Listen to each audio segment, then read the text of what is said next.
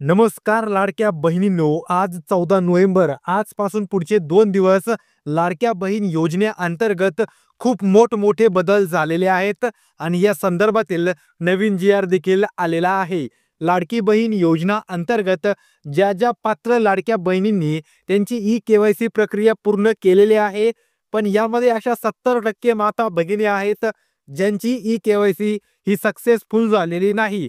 म्हणजेच त्यांनी अर्धवटच के-वाय-सी सोडलेली आहे आणि शेवटचे 4 ते 5 दिवस राहिलेले आहेत. आणि जर लाडक्या बहिणीने तिची के-वाय-सी पूर्ण केली नाही, तर येणाऱ्या भविष्यातील तिला लाडकी बहीण योजनेचे हप्ते मिळणार नाही. त्याच प्रकारे ज्या ज्या लाडक्या बहिणींना पती किंवा वडील नाहीत, त्या लाडक्या बहिणींनी दुसरा ओ-टी-पी कसा घ्यायचा याचं शेवटचं उत्तर आपल्याकडे आलेलं आहे.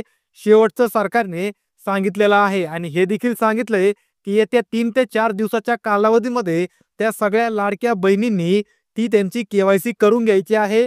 ज्यांना ज्यांना पती किंवा वडील नाही त्यांच्यासाठी ही महत्त्वाची अपडेट आहे. त्या लाडक्या बहिणींनी हा जो जी-आर आलेला आहे तो संपूर्ण व्यवस्थित पाहायचा आहे आणि 14 नोव्हेंबर 2025च्या सगळ्या लाडकी बहीण योजनेअंतर्गतच्या घडामोडी पाहायच्या आहेत.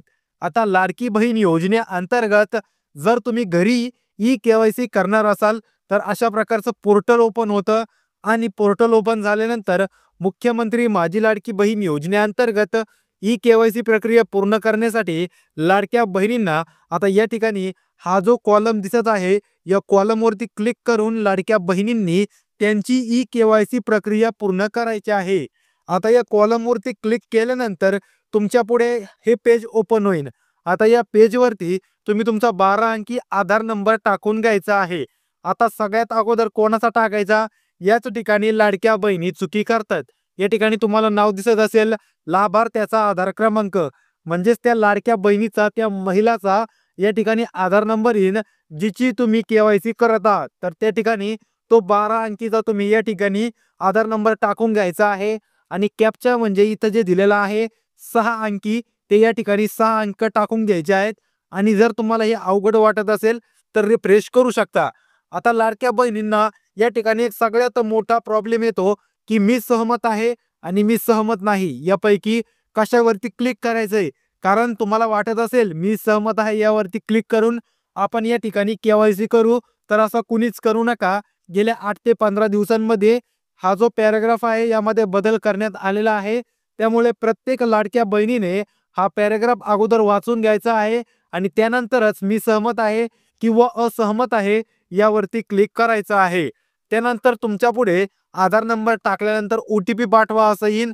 ओ-टी-पी पाठवानंतर हे पेज ओपन होणार आहे आणि तुमच्याकडे टोटल 10 मिनिटं असतात ओ-टी-पी साठी. 10 मिनिटांच्या आत ओ-टी-पी आला तर टाकून घ्यायचा आणि 10 मिनिटांच्या पुढे ओ-टी-पी आला नाही तर पेज पुन्हा रिफ्रेश करायचं. रिफ्रेश केल्यानंतर काय होणार आहे, तुमच्या पुढे पुन्हा एकदा हे पेज ओपन होईल आणि परत आधार नंबर आणि कॅप्चा टाकून तुम्हाला यापैकी काय वाटतंय ते क्लिक करून ओ-टी-पी पाठवायच्या बटनवरती दाबायचं आहे. पुन्हा हा इंटरफेस ओपन होईल. त्यानंतर ओ-टी-पी आला तर ओ-टी-पी टाकायचा आणि सबमिट करायचा. पुढे तुम्हाला 2 प्रश्न विचारले जातील. त्या 2 प्रश्नांची उत्तर दिल्यानंतर तुम्हाला हे पेज ओपन होईल. सक्सेस नाव आलं तरच समजून घ्यायचं तुमची के-वाय-सी पूर्ण झाली. आणि जर इनव्हॅलिड किंवा या ठिकाणी नाव जाऊन द्या कलर जर लाल आला, निळा आला तर समजून घ्यायचं तुमची के-वाय-सी झालेली नाही. जोपर्यंत हिरवा कलर येत नाही आणि त्यावरती सक्सेस नाव येत नाही आणि खाली तुमची ई-के-वाय-सी पडताळणी यशस्वीरित्या पूर्ण झाली आहे अशा प्रकारचं नाव येत नाही, तोपर्यंत तुमची के-वाय-सी झालेली नसते. आता ज्या ज्या लाडक्या बहिणींनी या अगोदर के-वाय-सी केली होती आणि त्यांना ओ-टी-पीचा काही प्रॉब्लेम आला होता, पण त्यांचे ओ-टी-पी टाकून सगळ्यात अगोदर लाडक्या बहिणीची के-वाय-सी झालेली होती आणि तिच्या पतीची राहिलेली होती. त्यामुळे 60% अशा माता भगिनी आहेत त्यांनी फक्त स्वतःचीच के-वाय-सी केलेली आहे आणि आपल्या पतीचा आधार नंबर टाकून त्या ठिकाणी पतीची के-वाय-सी केलेली नाही. त्यामुळे तुम्ही आत्ताच त्या ठिकाणी लॉग इन करून पहा. तुम्हाला जर अवघड वाटत असेल तर तुम्ही बिंदास काय करू शकता, सायबर सेतूमध्ये जाऊन या संदर्भात माहिती घेऊन लॉग इन करू शकता. आता 14 नोव्हेंबर रोजी लाडक्या बहिणींसाठी 36,000 कोटी तरतूद या ठिकाणी केलेला आहे.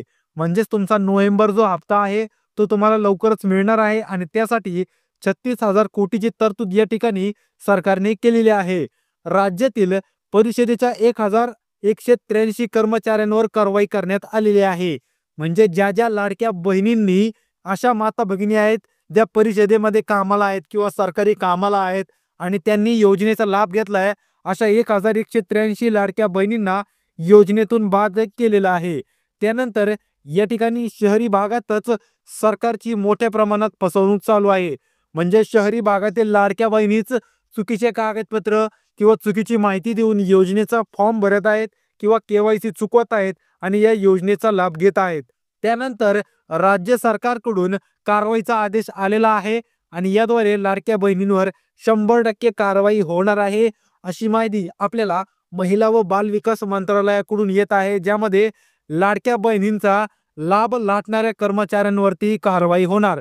म्हणजेच लाडक्या बहिणींचा फॉर्म भरून जास्त पैसे घेत असतील किंवा लाडक्या बहिणीने चुकीचे कागदपत्र देऊन तिचा फॉर्म भरलेला असेल, अशा लाडक्या बहिणींकडून आता पैसे मागे घेण्याचं काम चालू झालेलं आहे. गेल्या जुलैमध्ये सुरू झालेल्या योजनेसाठी 2,63,00,000 अर्ज आलेले आहेत आतापर्यंत. म्हणजेच जुलै 2024ला ही योजना चालू झाली होती आणि आतापर्यंत जवळपास 3 कोटी अर्ज त्यांना मिळालेले आहेत. त्यानंतर जून 2005 पासून 26.34 लाख अर्जदारांचा लाभ तात्पुरता स्थगित. म्हणजेच या ठिकाणी जून 2025 पासून काही लाडक्या बहिणींचे लाभ बंद करण्यात आलेले आहेत आणि काही चुकून झाल्या होत्या तर त्या पात्र लाडक्या बहिणींना पुन्हा ऑक्टोबरच्या हप्त्यामध्ये त्यांचे पैसे हे परत करण्यात आलेले आहेत. पण त्यांना गेल्या 2 महिन्याचे नाही तर फक्त ऑक्टोबर महिन्याचेच पैसे पाठवलेले आहेत. त्यानंतर लाडकी बहीण योजनेकरता आधार कार्ड बँकेशी लिंक करण्याचं काम देखील सुरू झालेलं आहे. म्हणजेच गावागावामध्ये, तालुक्यामध्ये, महानगरपालिकामध्ये तुमचे कॅम्प भरवण्यात येतात आणि त्या कॅम्पमध्ये लाडक्या बहिणींच्या आधार कार्डची केवायसी मोफतरित्या होत आहे. त्यामुळे तुमच्या गावात, जिल्ह्यात, तालुक्यात जर कडक काम चालू असेल तर नक्कीच तुम्ही त्या ठिकाणी जाऊन तुमची केवायसी पूर्ण करून घ्या. त्यानंतर लाडक्या बहिणीचा लाभ घेतलेल्या सरकारी कर्मचाऱ्यांवरती कारवाई होणार आणि कारवाई करण्याचं काम देखील चालू झालेलं आहे. ज्या सरकारी कर्मचाऱ्यांनी लाडकी बहीण योजनेचा लाभ घेतलेला आहे, अशा लाडक्या बहिणींवरती 100% कारवाई केलीच पाहिजे. त्यानंतर योजनेचा लाभ घेणाऱ्या कर्मचाऱ्यांवर शिस्तभंगाची कारवाई होणार. म्हणजेच ज्यांना या योजनेचा लाभ द्यायचा नव्हता किंवा ज्या माता भगिनी किंवा जे कुटुंब या योजनेसाठी अपात्र होतं आणि त्यांनी तरी पण फॉर्म भरला, त्यांना माहिती असताना की त्यांच्यासाठी ही योजना बनवलेली नाही, अशांवरती देखील शिस्तभंगाची कारवाई करण्यात येणार आहे. आणि हे जे सगळे नियम आहेत ते लवकरच लागू होतील आणि लाडक्या बहिणींना याचा चांगलाच फटका बसणार आहे. त्यानंतर लाडक्या बहिणींसाठी अजून एक मोठी अपडेट आहे की अपात्र महिलांकडून लाडकी बहीण योजनेचे पैसे परत. म्हणजे ज्या लाडक्या बहिणी अपात्र ठरल्या होत्या त्यांच्याकडून परत पैसे मागे घेणार की नाही असा प्रश्न त्यांना होता. आता ज्या लाडक्या बहिणी जून जुलैमध्ये किंवा केवायसी नंतर अपात्र होतील त्यांच्याकडून एकही रुपया घेतला जाणार नाही, अशी माहिती आपल्याला महिला व बाल विकास मंत्रालयाकडून आलेली आहे. त्यानंतर बोगस लाडक्या बहिणींचा पोलखोल देखील चालू आहे. मराठवाड्यात बोगस लाडक्या बहिणींची पोलखोल. 1,25,000 लाभार्थ्यांचे लाभ थांबवण्याची शिफारस. आता मराठवाड्यामध्ये टोटल 1,25,000 महिला या बोगस आहेत, ज्यांनी चुकीचे कागदपत्र किंवा त्यांना योजनेच्या कॅटेगरीमध्ये ते बसतच नव्हते तरी देखील त्यांनी फॉर्म भरला आणि योजनेचा 1 ते 6 वर्ष लाभ घेतला. अशा माता भगिनींचा लाभ आता स्थगित करण्यात आलेला आहे. जुलैपासून त्यांना एकही रुपया मिळत नाही. आता लाडक्या बहिणीला चुना कारवाईचा बडगा देखील लागलेला आहे. राज्यातील जिल्हा परिषदेच्या 1,183 कर्मचाऱ्यांवरती कारवाई होणार हे तर तुम्ही पाहिलंच आणि ते 100% होणार आहेत. ज्या लाडक्या बहिणी योजनेसाठी पात्र नाहीत आणि त्यांनी तरी देखील योजनेचा लाभ घेतलाय, अशा लाडक्या बहिणींना योजनेअंतर्गत अपात्र करण्यात येणार आहे. त्याचप्रमाणे ज्या लाडक्या बहिणींनी आधार आणि OTP टाकलेला आहे पण त्यांना पती किंवा वडील नाहीत तर त्यांनी दुसरा OTP कसा यायचा याची माहिती अजून आपल्याला सरकारकडून आलेली नाही. कोणत्याही लाडक्या बहिणीने आपल्या घरातील दुसऱ्या व्यक्तीच्या आधार कार्डवरती या ठिकाणी त्यांची केवायसी करू नये. याने लाडक्या बहिणीला देखील तोटा होऊ शकतो आणि ज्या व्यक्तीचा आधार कार्ड वापरले त्याला देखील तोटा होऊ शकतो. त्यामुळे लाडक्या बहिणींनी तुरंत केवायसी करू नका. ज्यांना पती किंवा वडील नाही त्या लाडक्या बहिणींनी थोडे दिवस थांबा. जरी तारीख संपली तरी तुम्हाला 18 नोव्हेंबर नंतर काही अपडेट येईल आणि त्यानंतर तुमच्यासाठी स्पेशल दिवस देखील देण्यात येतील. ज्या लाडक्या बहिणींना पती किंवा वडील नव्हते आणि तुम्ही फॉर्म भरताना तर टाकलंच होतं की पती आणि वडील नाही, घटस्फोटित आहात, निराधार आहात, त्यामुळे तुम्हाला केवायसी करण्याची गरज देखील पडणार नाही असं मला वाटतंय. तर यावरती तुमचं काय मत आहे कमेंट बॉक्समध्ये सांगा.